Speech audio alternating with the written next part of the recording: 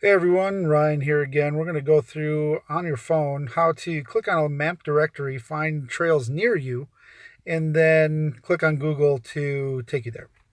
So if we're on the website and we're logged in, we're going to go ahead and go to the Trails tab.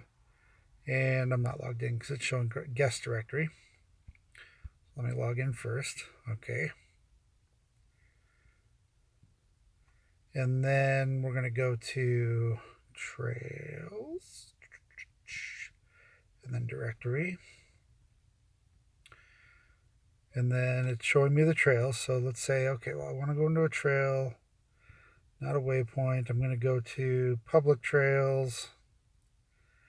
And then I'm going to go ahead and at the bottom here, there's a quick way to find trails near you where it says nearby locations. If you click on the little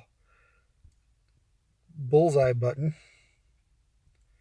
it's going to attempt to find you and then say, oh, okay, well, I'm near the Woodland Kettles Trail. Gotcha. So you're going to click on that, and then you'll be able to see the place where it is. So the next thing we want to do is say, okay, well, here's the trail. Take me there. So if you click on Google in the lower left-hand corner of that map, it'll take you to that exact spot. So you can see the trail there. So let's say I want to go here. You long hold it, and then the directions pulls up for that pin. So you click on directions, and bing, bada, boom. I was right near that trail. I could actually walk there. So that's kind of how that works. You don't have to have a lot of mapping stuff for some of these shorter trails, especially. It's really easy to just plop on the map like that and give her a go.